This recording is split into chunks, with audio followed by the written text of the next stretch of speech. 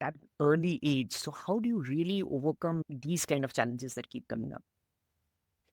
So the most important thing I would say is to sustain a motivation. When you have motivation, you can overcome anything with motivation, I'd say. So just looking at the end goal, I think is just the most important thing. Then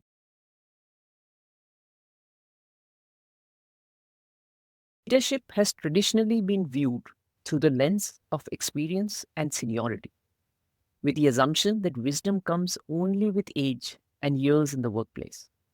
But true leadership isn't about how many years you've lived. It's about vision, courage, and the ability to inspire others. Qualities that can emerge at any stage of life and often shine brightest in those bold enough to lead before convention says they're ready. And today's guest is just 16 years old. She's Anakh Sawhney and is the founder and CEO of Rice Kids, a global nonprofit that has already served over 71,000 meals to children and families battling hunger worldwide. From launching her first food drive at the age of 9, her work bridges cultures as a first generation Indian American, forging partnerships with hundreds of changemakers and redefines what young leaders can accomplish. A very, very warm welcome to the show, Anak. Thank you for having me. I'm glad to be here. So I'm 45, and I vividly remember at the age of 16, I was essentially counting down to getting a driving license in a couple of years. And getting into a good engineering college was, the typical Indian mentality was one more thing that was at the top of the mind. So, what led you to having such a grand vision at such a young age? To be honest, I'm looking forward to exactly the same things. I've been looking forward to getting my driver's license on my birthday next year. And education has always been a priority in my house as well. So I'm looking forward to getting hopefully into a good college. But to answer your question, it actually started with me just proclaiming one day that no one should ever have to sleep hungry. I grew up in a household where we didn't have to worry about food, so it was a sad shock to me when I saw people on the streets begging. And this was when I was only 7. So as I talked to my parents about it and I did some research, I realized that millions of people were sleeping hungry. So I thought it couldn't be too hard to fix this. More than 50% of the world has surplus resources, so they can easily feed the 10% of malnourished people in the world. So that's when I thought of the motto, no one sleeps hungry. What I didn't realize then is that it's not that simple to just solve hunger, and simply feeding isn't enough. So that's how the vision came along. Wow. So, while we'll dig deeper into how it is progressing and everything, but I wanted to touch on the leadership part of it, which is generally associated with age. For example, when I entered the workforce in 2005, I was 25. And even then, when I saw the peers in Wipro, like were about a decade older than me, it was a very different challenge. People wouldn't take me seriously. In fact, I still remember my very first client meeting. It was a government organization, ONGC, and rattled on for about 10 minutes nonstop. And he was listening, appeared to be listening to me intently. And at the end of it, he just goes and says, uh, is Wipro hiring nowadays directly from school? And I think this is a very prevalent concept. So, how did you really launch Rice Kids, and how tough is it really to be taken seriously at such a young age? That's actually a very good question. I did face some challenges, even though all adults were always very supportive of my work. They weren't really sure if I was ready to take on such a massive goal. For example, when I brought up the idea of creating a nonprofit to make it easier for us to raise funds, I faced a lot of resistance, and most people said, why take on the additional hassle of maintaining a business legally and all the administration and paperwork when we can simply continue to serve without the nonprofit status? Then the next example would be when we wanted to expand operations in India. It was even tougher to convince people that Rise Kids can be capable of this, since operating in a completely different country would be tough. So I had several instances that required convincing and such, but the good thing is that no one ever really doubted the mission, which helped. Fantastic. And how do you usually overcome it? So, like right now, when you're that early age. So how do you really overcome, these kind of challenges that keep coming up? Um, so the most important thing I would say is to sustain a motivation when you have motivation. To you can overcome anything with motivation, I'd say. So just looking at the end goal, I think is just the most important thing. Fantastic. So I've worked with hundreds of leaders, right? And my observation is that the secret effectively lies in juggling multiple roles. So at times you've got to be, the friend, at times you've got to be the hard taskmaster and so on. And of course, the cultural norm is that, again, it's something that comes with experience. So how do you balance your roles, as a student, as a founder, as a daughter? And, are there any daily habits or routines that are crucial for your leadership effectiveness? Yeah, so my biggest struggle is juggling my high school academic workload, my after school activities such as theater, keeping up with my friends, and then obviously the nonprofit.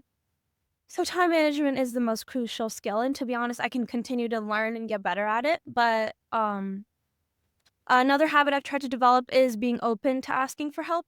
And this could be any type of help that I need in terms of schoolwork, business guidance, or anything I'm struggling with. I would also say I've been fortunate to build a close circle of friends and supporters with whom I can confide in about anything I'm struggling with. So this really helps navigate on a day to day basis. Absolutely. Do you really feel that you probably outgrow some of the people who are, at your age? So, for example, like there'll be another 16-year-old classmate of yours who's just probably doing her school and, happy with that. Whereas you're handling so many things. So, probably the time expectation or the time constraints she will be having will be much, much lesser than you. So, is this something that creates a divide between, your expectations and what she expects and so on? I think I do juggle a lot of different things than what other kids my age juggle with, but I think so far I have done a pretty good job of juggling just being a normal teen and managing my nonprofit, which is something I pride myself on. So I don't think I see necessarily much of a divide when it comes to that, but I definitely do have different priorities than a lot of my friends because I'm juggling something that not that many of them are really dealing with. COVID-19, of course, is the massive elephant in the room even today. It was tough on all of us, irrespective of age. And of course, Rice Kids was exceptionally active during the crisis. And you must have been close to about 9 years then. So, what were your learnings during that time? And what were the leadership lessons that you now adapt as a part of your leadership toolkit today? Actually, I was 11 during the pandemic, but it was truly a difficult time. My family lost so many relatives in India, and it was painful to see the struggles of people who were less fortunate during those times. Our operations locally had to come to a halt at the start of the pandemic as everyone was trying to figure out the protocols. So, this halt in operations, combined with a very easy virtual school year, meant I had so much time to research. And that's when I started looking into the migrant worker crisis and tried to figure out how to take our aid to India. It started with working through connections and finding COVID relief organizations working in the NCR. And that gave me the platform to expand our work internationally.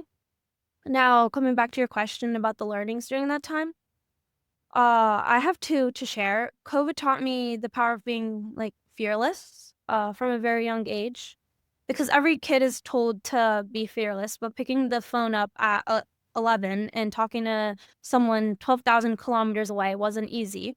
But it showed me the magic that happens when you overcome your fears and how complete strangers actually become your best allies. The second learning was to constantly look for innovative ways to create impact, to always look for what's next. Most people around me thought that we should not do anything when COVID happened, but just because I was searching for what's next, a whole new world was able to open up for Rice Kids. And I definitely credit Yeah. my younger brother here because he provided me with complete support in everything that I wanted to do. Wow. How old is he? How much younger than you is he? He's 3 years younger than me, so he's 13. Wow. Fantastic. And I have been doing a little bit of research around Rice Kids as well. And one of the most fascinating things that I found about it Well, of course, one is that it is youth led, and now that you're mentioning your brother is also part of it. The second piece that was very interesting is that you have 300 plus partnerships. And over my sales career and even in the entrepreneurship career, I genuinely believe in strong partnerships. So, like, we have a strong affiliate program and so on. So, what are your secrets when it comes to, who you want to partner with? How do you hire? What's the thinking that goes behind it? Then choosing the right person. Quite frankly, there is not really a secret. For nonprofits, especially at our scale, there's an interesting paradox because hiring is both difficult and easy. Difficult because we're not paying anyone for the work, so most people self-select out if they're not interested. So the pool size for nonprofit work is low. But on the other hand, the ones who want to associate with us are doing so for the cause. So there's an incredible amount of passion and commitment they bring to the work, which makes it very easy to work with them. I think the key to building a team, building our community, or finding partners is to simply seek like-minded individuals and organizations who align with our mission to solve the hunger crisis. And once we align on that, partnerships become easy. Fantastic. So, I've spent nearly a third of my life in Dubai, first in school and then again for work. And as a first generation Indian American, how do you navigate cultural divides, especially at such a young age? So I'm actually second generation since I was born in the US. But I believe that both first and second generation Indian Americans experience a cultural divide. I experience a stark difference in cultural norms at home versus outside. But luckily, my parents have always emphasized on being proud of who you are and where you come from.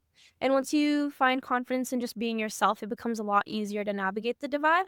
So in that sense, I've been very fortunate to build a strong community just by being myself. Fantastic. And my final question, and actually, to be very honest, one of my favorites, but once you hear the question, you'll understand that I had to abstain from asking this to the senior guests on my show. But where do you really see yourself in 5 years? And I'll just go a step further, maybe even 10 years from now. Well, I'm not sure about 10 years, that's very far, but in the next 5 years, I want my organization to scale at least 10 times the number of people we are able to reach today. I'll be in college at that time, so over time, I'll need to build a support system to help us get to that goal.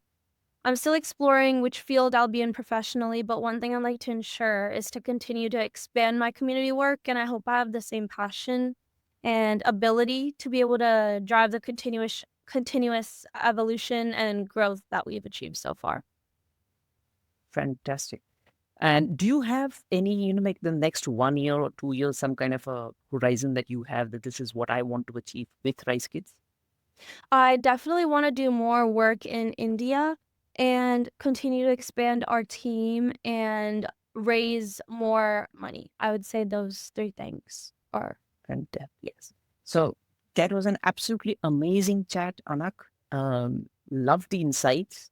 And I'm sure it's very, very inspiring to see somebody who's so young and actually going about changing the world.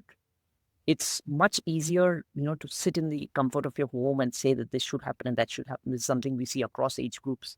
But it's really fascinating to see somebody at the age of 16 actually making such a big difference, of course, with your brother as well. So I'm sure there'll be many youngsters who would also take a page out of your notebook and would be inspired. So wishing you and Rice Kids the very, very best and a very successful journey.